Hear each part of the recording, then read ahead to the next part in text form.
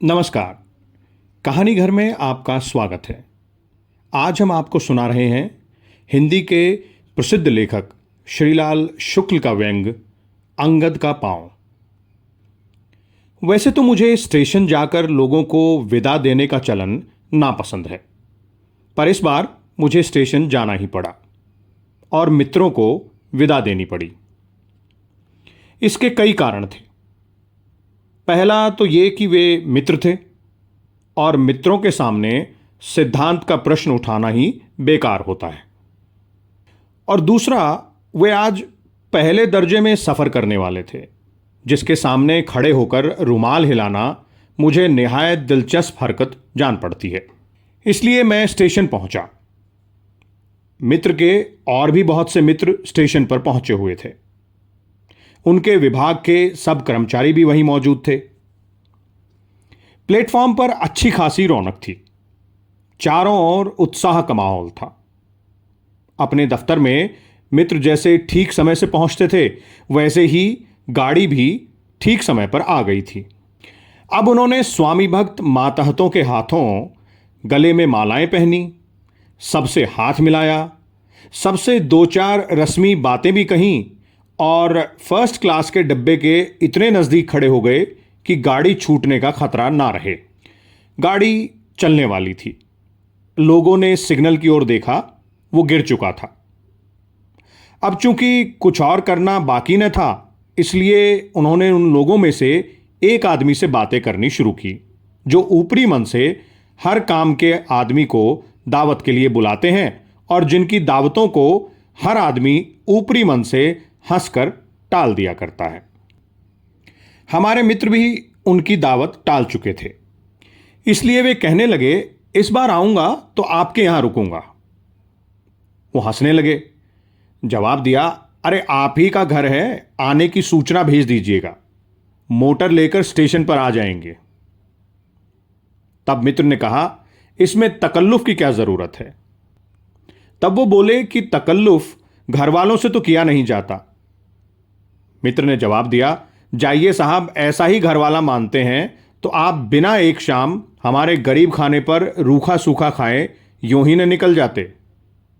उधर से जवाब आया, ऐसी क्या बात है, आप ही का खाता हूं। और फिर वो हे हे करके हंसने लगे।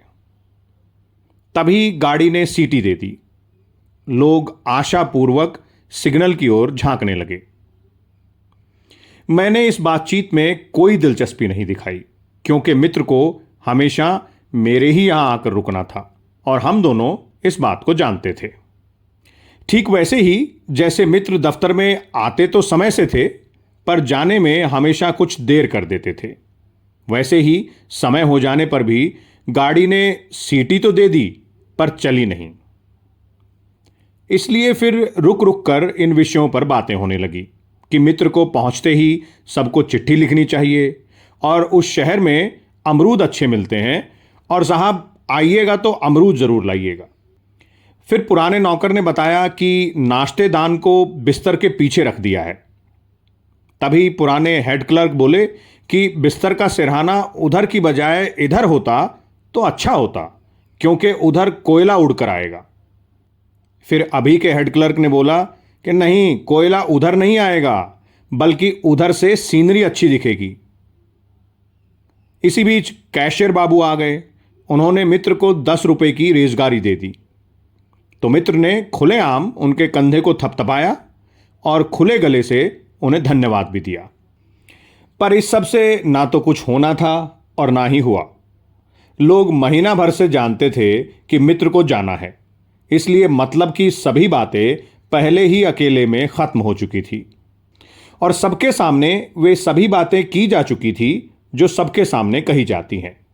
सामान रखा जा चुका था, टिकट खरीदा ही जा चुका था, मालाएं डाली ही जा चुकी थी, हाथ या गले या दोनों मिल ही चुके थे और गाड़ी चलने का नाम तक न ले रही थी। थिएटर में जब हीरो पर वार करने के लिए विलेन खंजर तानकर तिरछा खड़ा हो जाता है, उस वक्त पर्दे की डोरी अटक जाए तो सोचिए क्या होगा। बस कुछ वैसा ही हाल था। पर्दा गिर ही नहीं रहा था।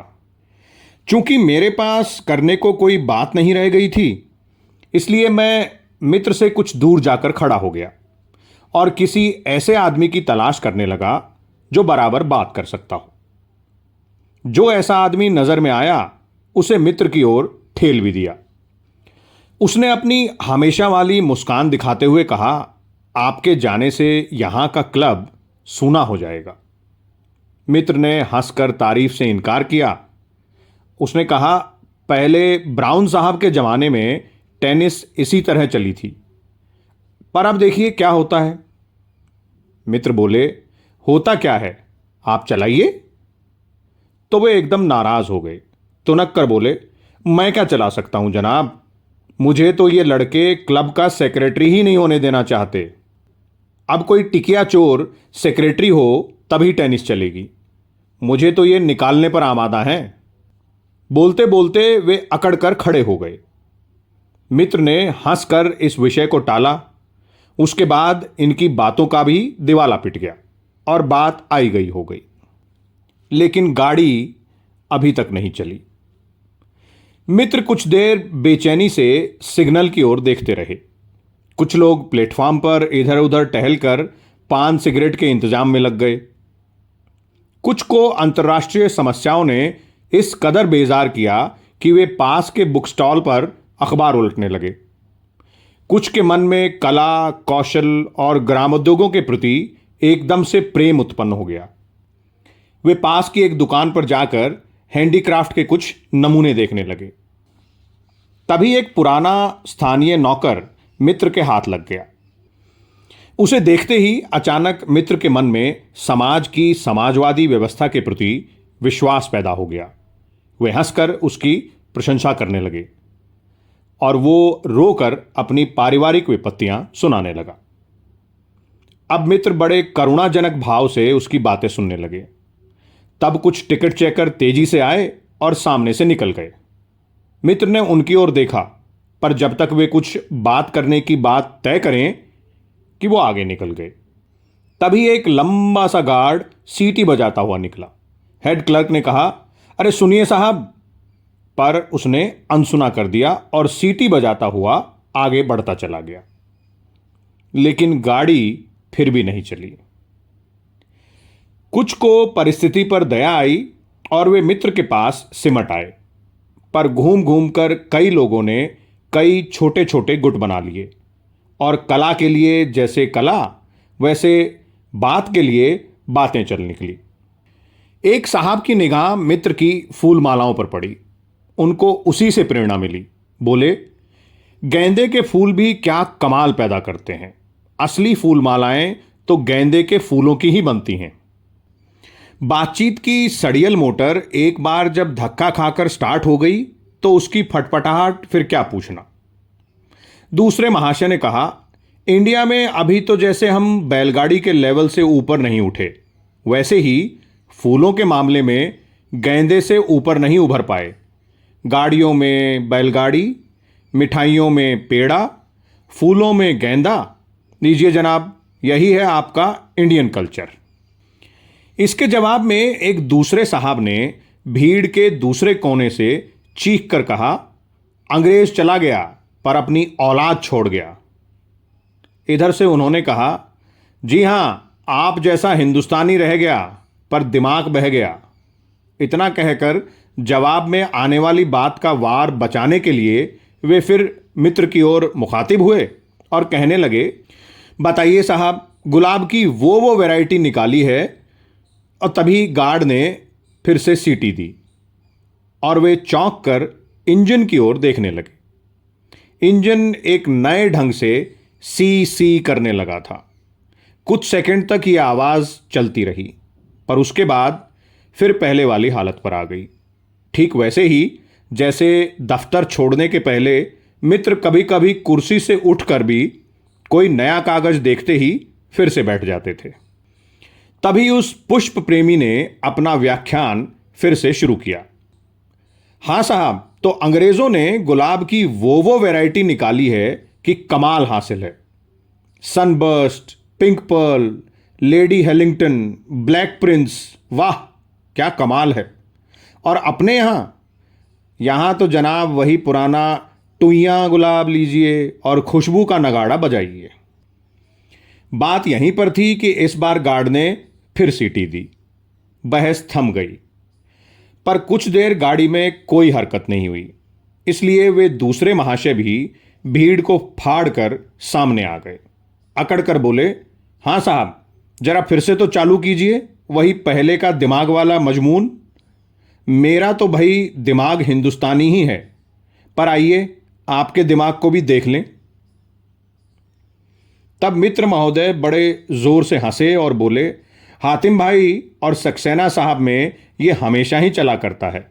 याद रहेंगे साहब, ये झगड़े भी याद रहेंगे। इस तरह ये बात भी खत्म हुई। झगड़े को मजबूरन मैदान छोड़ना पड़ा। उधर सिग्नल गिरा हुआ था। इंजन फिर से सीसी करने लगा था, पर गाड़ी अंगद के पांव सी अपनी जगह पर ही टिकी थी। भीड़ के पिछले हिस्से में दर्शन शास्त्र के एक प्रोफेसर धीरे धीरे किसी मित्र को समझा रहे थे, जनाब, जिंदगी में 3/4 तो दबाव है, कोअर्शन का बोलबाला है, बाकी 1/4 अपनी तबीयत की जिंदगी है। देखिए ना, मेरा काम तो एक तख्त से चल जाता है, फिर भी दूसरों के लिए ड्राइंग रूम में सोफे डालने पड़ते हैं। तन ढकने को एक धोती बहुत काफ़ी है, पर देखिए, बाहर जाने के लिए ये सूट पहनना पड़ता है। यही कोअर्शन है, यही जिंदगी है। स्वाद खराब होने पर भी दूध छोड़कर कॉफ़ी पीता हूँ। जासूसी उपन्यास पढ़ने का मन करता है, पर कांट और हीगेल पढ़ता हूँ। और जनाब, गठिया का मरीज हूँ, पर मित्रों के लिए स्टेशन आकर घंटों खड़ा रहता हूँ। वे और उनके श्रोता दोनों रहस्यपूर्ण ढंग से हंसने लगे और फिर मुझे अपने नज़दीक खड़ा पाकर जोर से खुलकर हंसने लगे, ताकि मुझे उनकी निश्चलता पर संदेह न हो सके। लेकिन गाड़ी फिर भी नहीं चली। अब भीड़ तितर बितर होने लगी थी और मित्र के मुंह पर एक ऐसी दयनीय मुस्कान आ गई थी जो अपने लड़कों से झूठ बोलते समय, अपनी बीवी से चुराकर सिनेमा देखते समय या वोट मांगने में भविष्य के वादे करते समय हमारे मुंह पर आ जाती होगी। लगता था कि वे मुस्कुराना तो चाहते हैं, पर किसी से आंख नहीं मिलाना चाहते। तभी अचानक गार्ड ने सीटी दी, झंडी हिलाई, इंजन का भोंपू बजा और गाड़ी चलने को हुई। लोगों ने मित्र से उत्साहपूर्वक हाथ मिलाए। फिर मित्र ही डब्बे में पहुंचकर लोगों से हाथ मिलाने लगे। कुछ लोग रुमाल हिलाने लगे। मैं इसी दृश्य के लिए बेचैन हो रहा था। मैंने भी रुमाल निकालना चाहा, पर रुमाल सदा की भांति घर पर ही छूट गया था। मैं हाथ हिलाने लगा। एक साहब वजन लेने वाली मशीन पर बड़ी देर से अपना वजन ले रहे थे और दूसरों का वजन लेना देख रहे थे। गार्ड की सीटी सुनते ही वे दौड़कर आए और भीड़ को चीरते हुए मित्र तक पहुंचे। गाड़ी के चलते चलते उन्होंने उत्साह से हाथ मिलाया। फिर गाड़ी को निश्चित रूप से चलती हुई पाकर हसरत के साथ बोले, काश कि ये गाड़ी यहीं रह जाती। आप सुन रहे थे हिंदी के प्रसिद्ध लेखक श्रीलाल शुक्ल का व्यंग अंगद का पांव। ऐसी ही और रोचक रचनाओं के लिए जुड़े रहिए कहानी घर के साथ। हमारा चैनल सब्सक्राइब कीजिए और वीडियोस को लाइक कीजिए। धन्यवाद।